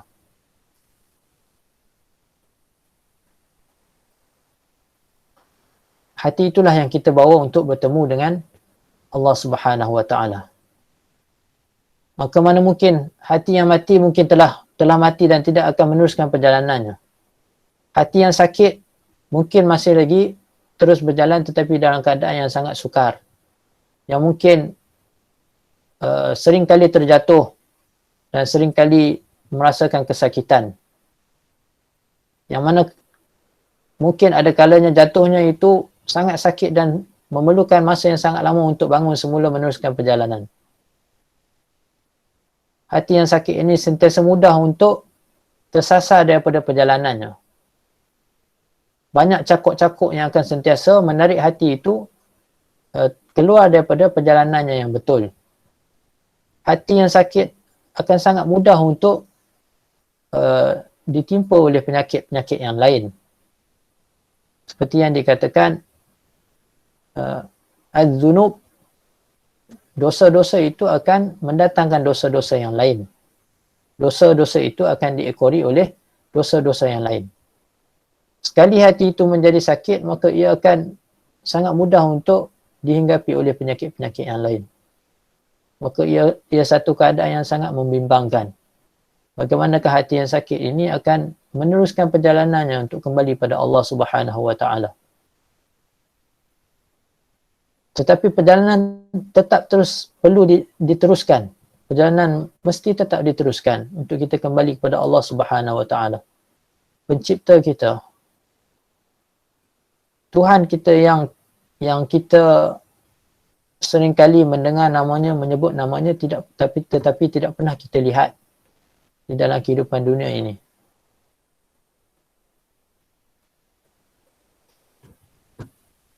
Yang mana orang-orang yang beriman yang sentiasa bermujahadah, berusaha untuk kembali pada Allah Subhanahu wa taala, insya-Allah apabila sampai saatnya dimasukkan ke dalam syurga Allah Subhanahu wa taala, mungkin ada di kalangan mereka yang dimasukkan ke dalam neraka dahulu, dibersihkan dahulu diri mereka daripada segala kesalahan dan dosa yang pernah dilakukan.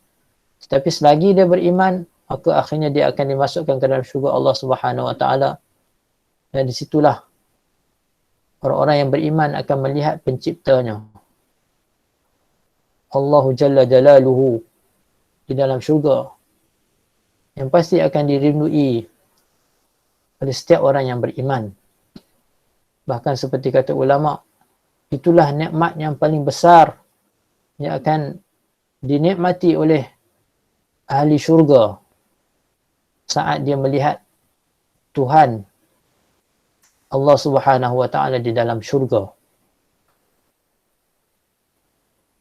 Semoga kita semua yang berada di dalam majlis ini dirizkikan untuk berada di dalam syurga Allah Subhanahu wa taala dan melihat Tuhan kita Allah Subhanahu wa taala. Saya nak tutup dengan doa. Apabila tajuk kita ini di dalam bentuk doa, barangkali mungkin doa-doa ini membantu kita untuk kita terus berdoa. Bermula daripada malam ini dengan tajuk yang kita kongsikan ini, kita terus berdoa dengan doa-doa yang disebut di dalam Al-Quran dan juga hadis Nabi SAW. Antaranya doa yang difirmankan oleh Allah Subhanahu wa taala di dalam surah Ali Imran, Rabbana la tuzigh qulubana ba'da idh hadaitana wa hab lana min ladunka rahmah innaka antal wahhab. Ini doa yang kita panjatkan pada Allah Subhanahu wa taala yang boleh kita amalkan supaya hati kita ini tidak dipesongkan setelah diberi hidayah oleh Allah Subhanahu wa taala. Antara lain Nabi SAW sering berdoa, Allahumma musarrifal qulub, sarrif qulubana ala ta'atika. Ini boleh kita selalu berdoa dengan doa ini. Ya Allah, halakanlah hati aku ini, halakanlah hati ini, Allah, wahai Tuhan yang menghala hati-hati, halakanlah hati kami ini kepada ketaatan kepadamu. Ataupun doa yang lain, ya muqallibal qulub, thabbit qulubana ala dinika wa ala ta'atika. Wahai yang membolak-balikkan hati-hati manusia, tetapkan hati kami di atas agamamu dan juga ketaatan kepadamu. Gitu juga dengan doa yang diajarkan oleh Nabi SAW kepada para sahabat. Allahumma inni as'aluka qalban salima. Ya Allah, aku memohon kepadamu hati yang sejahtera. Wa as'aluka lisanan sadiqa. Dan aku memohon kepadamu lisan yang betul, yang jujur. Allahumma inni as'aluka qalban salima wa as'aluka lisanan sadiqa. Semoga setiap daripada kita dikurniakan hati yang sihat, hati yang sejahtera pada hari di mana kita bertemu dengan Allah Subhanahu Wa Taala. Seperti yang Allah Subhanahu Wa Taala sebutkan, yauma la yanfa'u malun wala banun illa man atallaha biqalbin salim. Hari di mana harta dan juga anak pinak tidak memberi apa-apa manfaat kecuali orang yang datang dengan hati yang sejahtera. Kecuali orang yang datang dengan hati yang sejahtera. Jadi saya rasa sekadar itu saja yang dapat saya kongsikan dengan sahabat-sahabat sekalian pada malam ini. Saya mohon maaf atas sebarang kekurangan dan salah silap dalam tutur kata. Sekadar itu saja. Wallahu ta'ala a'lam wa sallallahu ala nabiyyina Muhammad wa ala alihi wa sahbihi wasallam.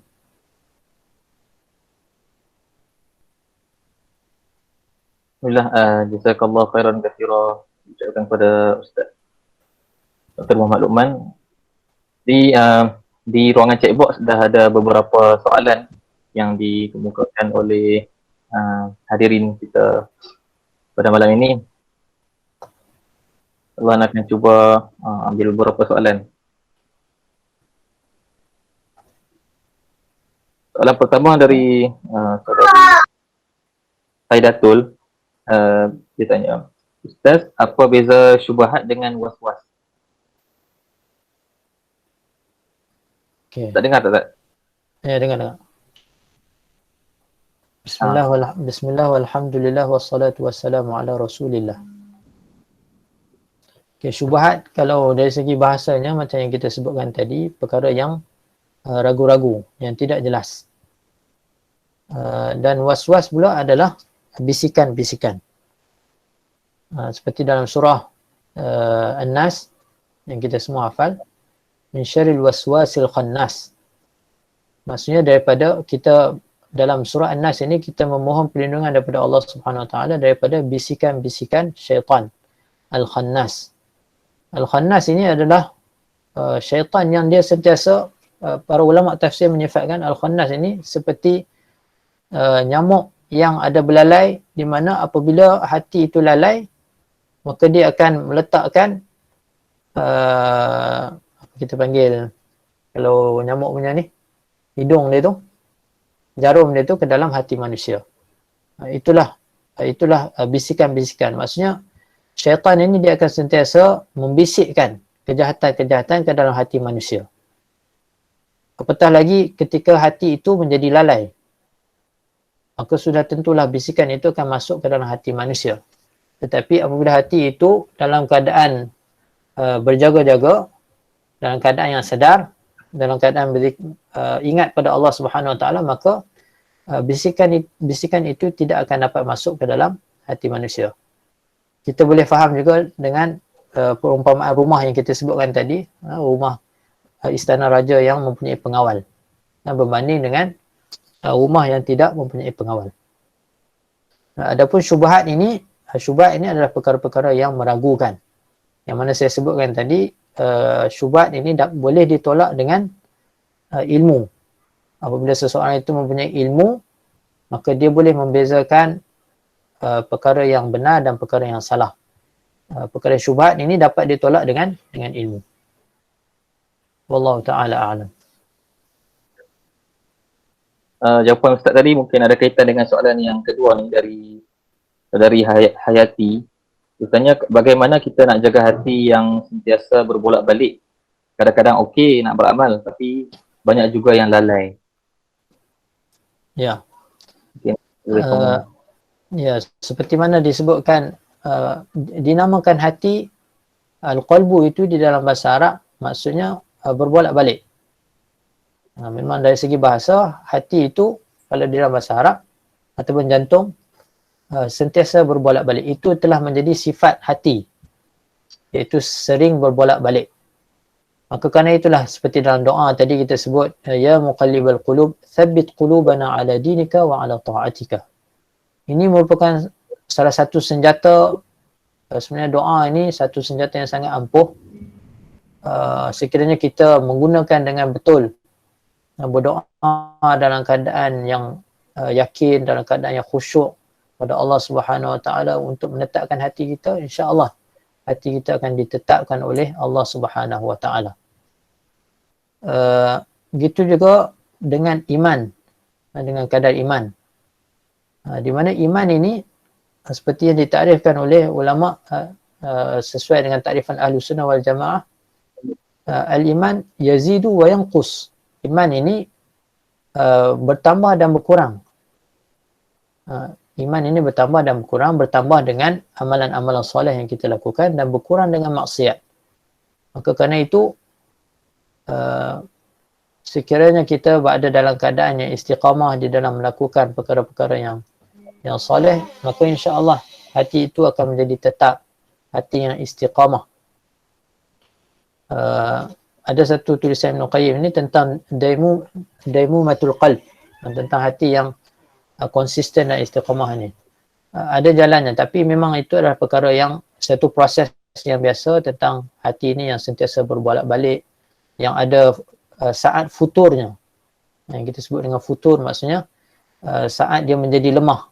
Itu adalah satu perkara yang biasa. Dan kalau kita ingat tentang hadis Hanzalah yang mengadu kepada Abu Bakar bahawasanya dia telah menjadi seorang yang munafik, nafaqa Hanzalah. Apabila dia berada di dalam majlis Nabi SAW, maka imannya menjadi tinggi, menjadi meningkat. Tetapi apabila dia meninggalkan majlis Nabi SAW dan duduk bersama-sama dengan keluarganya, imannya menjadi lemah. Maka ia ada satu perkara yang lumrah. Tetapi sudah tentulah memerlukan kepada usaha, mujahadah dan juga istiqamah untuk hati itu sentiasa tetap kepada Allah Subhanahu Wa Taala. Karena itulah kita tekankan tadi tentang pentingnya doa. Karena itulah pergantungan yang paling kukuh untuk kita bukan kita bergantung atas amalan soleh yang kita lakukan, bukan kita bergantung atas usaha yang kita lakukan, tetapi kita bergantung pada Allah Subhanahu Wa Taala, yang mana hati-hati manusia ini berada di tangan Allah Subhanahu Wa Taala, di dalam genggaman Allah Subhanahu Wa Taala yang mampu untuk membolak-balikkan hati-hati manusia. Maka kerana itulah kita hanya meminta kepada Allah Subhanahu Wa Taala untuk menetapkan hati kita. Wallahu a'lam. Alhamdulillah. Dah perasan ada yang raise hand ya. Mungkin nak bertanyakan soalan ke? Ya. Cik Asri Ahmad. Ya, insya-Allah. Boleh tanya soalan? Okay. Boleh. Assalamualaikum warahmatullahi Ustaz. Assalamualaikum warahmatullahi. Jazakallah atas tajuk pada malam ini.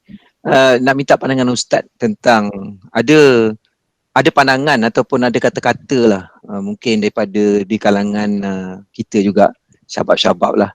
Dia kata kenapa kita kena selalu cerita pasal hati ni, kan? Mungkin kalau contohnya syabab-syabab kita daripada sekolah lagi, daripada materi lagi contohnya, dah ceritakan tentang hati, sehingga pada malam ni pun kita cerita pasal hati lagi. Dan dia kata kalau kita duk cerita pasal hati ni je, bila kita nak cerita pasal daulah? Jadi mungkin Ustaz boleh bagi pandangan lah, kenapa pentingnya kita nak kena peringatkan tentang persoalan hati ni lah, kan? Dalam rangka tarbiyah kita tu, dalam nak ke arah daulah tu, insyaAllah. Wallahualam Ustaz. Ya, saya cuba respon yang sekadar yang mampu. Seperti yang dikatakan, di kulli maqamin maqal. Di kulli maqamin maqal. Pada setiap keadaan dan situasi itu ada percakapan yang sesuai. Maka kita dalam yang saya difahamkan untuk pada malam ini kita memfokuskan kepada tarbiyah zatiyah. Tarbiyah zatiyah ni maksudnya pendidikan kendiri. Bagaimana setiap individu itu mendidik dirinya. Maka apabila kita bercakap tentang pendidikan kendiri, mendidik diri individu, maka perkara yang paling asas adalah hati manusia. Hati manusia yang perlu dibetulkan. Seperti mana yang telah kita bincangkan tadi, yang menjadi persoalan pokok di dalam perjalanan hidup seorang manusia. Dan bicara tentang daulah ini sudah tentu ada medannya juga. Tetapi yang menjadi asas kepada daulah ini sudah tentu akhirnya kembali kepada individu juga. Untuk kita sampai ke tahap sebuah daulah Islamiah, kerajaan Islam ataupun penguasaan Islam, kesemuanya bermula daripada benih-benih. Maksudnya kalau kita boleh sifatkanlah, kalau saya boleh umpamakan, untuk kita berada sebuah ladang, kalau saya di Perlis ni harum manis lah, pokok harum manis, sebuah ladang yang luas, yang besar ni, yang mana hasilnya itu mampu untuk dieksport sehingga keluar Perlis, bahkan mungkin sehingga keluar negara, yang mampu mendatangkan hasil yang lumayan, keuntungan yang banyak, sudah tentu ia bermula dengan perkara yang paling asas, iaitu benihnya itu. Bagaimanakah kita meletakkan benihnya, bagaimana kita memilih benih-benih daripada pokok itu, kemudian ditanam, dipastikan tumbuh subur sehingga menghasilkan buah-buah yang berkualiti. Jadi lebih kurang macam itulah perumpamaannya. Sebelum kita bercakap tentang daulah, maka sudah tentulah perkara yang paling asas adalah tarbiyah zatiyah itu. Apabila dan tarbiyah zatiyah ni adalah satu proses yang berterusan. InsyaAllah apabila setiap individu Muslim sudah mengenali dirinya, mengetahui identiti dirinya. Hari ini masalahnya, orang Islam, tak kiralah syabab tak syabab, kita seolah-olah hilang identiti kita sendiri. Kita sendiri tidak benar-benar mengenali agama kita. Kita sendiri tidak benar-benar mengenali identiti diri kita sebagai seorang Muslim. Maka kita sentiasa tercari-cari, kita sentiasa mengikut identiti orang lain. Maka dari mana nak datangnya sebuah daulah Islamiah dalam keadaan yang begitu? Maka saya kira cuma ini kita sebut dari sudut tarbiyah, tapi dari sudut misalnya dari sudut pengetahuan tentang hukum hakam untuk sesebuah daulah dan sebagainya, itu adalah suatu perkara yang perlu berjalan seiringan lah. Dari sudut tafaqquh fi din itu perlu juga ditekankan, di mana fiqh ini adalah satu perkara yang sangat luas yang masuk dalam setiap inci kehidupan seorang Muslim. Tarbiyah zatiyah itu adalah satu perkara, satu bab yang perlu diselesaikan, yang perlu ditekankan, tetapi juga persoalan tafaqquh, persoalan tentang akhlak seorang Muslim itu juga merupakan perkara-perkara asas di dalam agama yang sebenarnya semua perlu diberi perhatian dan dititik beratkan. Saya harap menjawablah persoalan yang ditimbulkan itu. Wallahu a'lam. Alhamdulillah. Jika ada yang nak bertanya soalan secara terus pun boleh. Kita utamakan yang raise hand.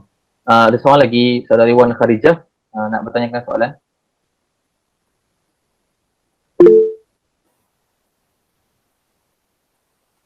Dari Wan Kharijah. Okay, kalau tak ada, tak apa. Kemudian, silakan. Dari Amiza Kira.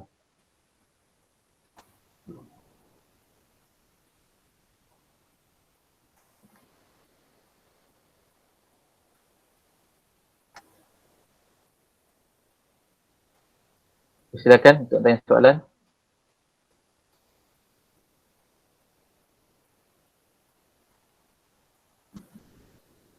Jadi, kalau tak ada, Ana akan bacakan soalan yang dekat chat box. Ada yang bertanya dari Alfa Hassan. Apa perbezaan munajat dan berdoa? Ya. Perbezaan munajat dan berdoa.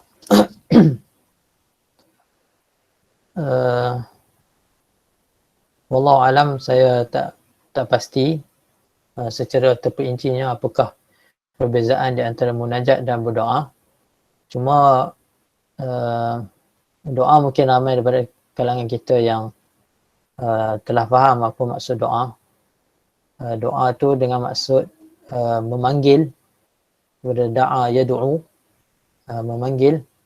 Adapun munajat daripada perkataan naja yunaji, yang mungkin membawa maksud menyeru tetapi secara senyap, ataupun maksudnya memanggil, menyeru secara perlahan gitu.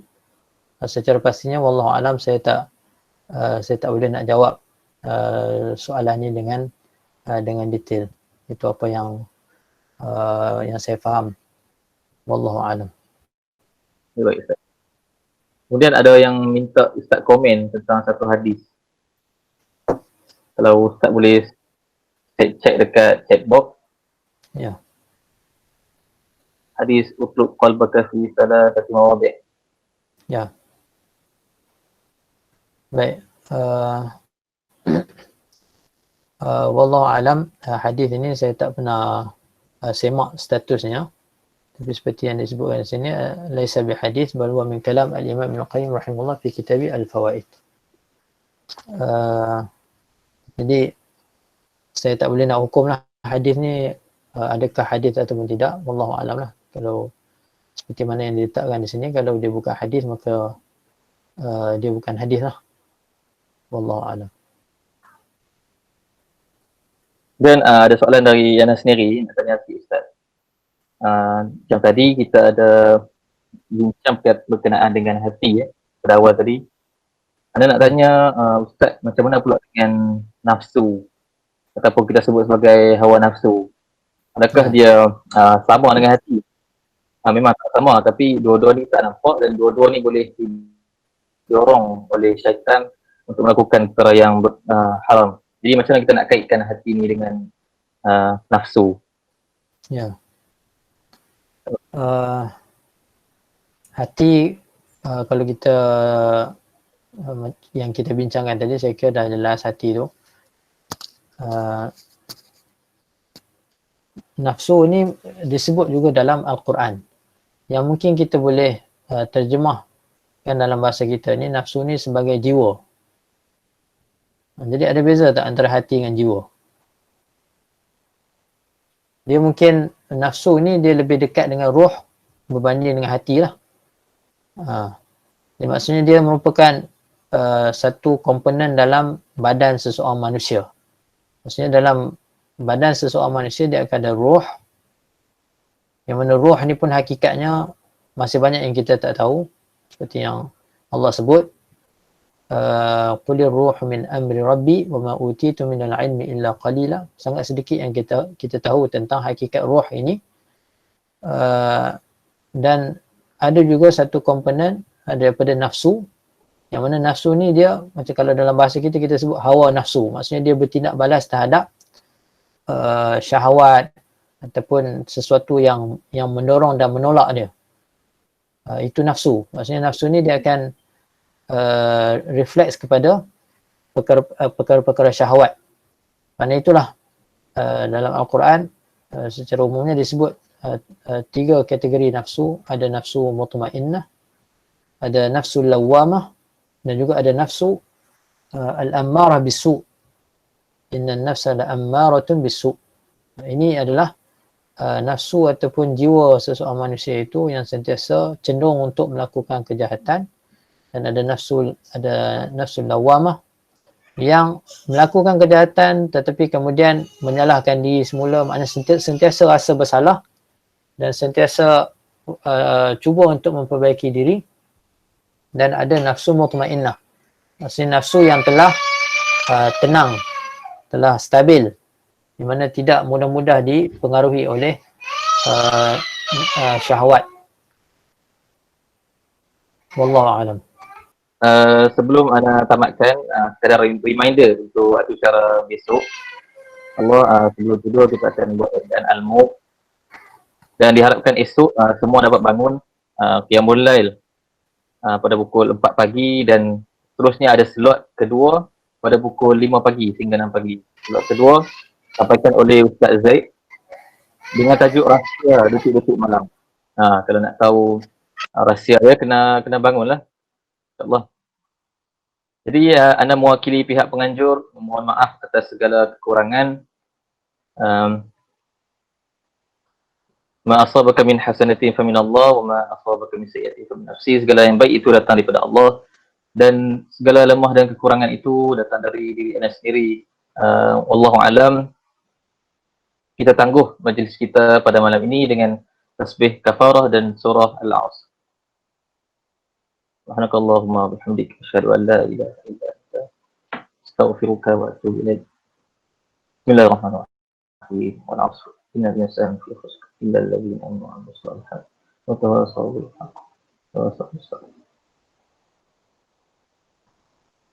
Sekian saja daripada Ana. Assalamualaikum warahmatullahi wabarakatuh.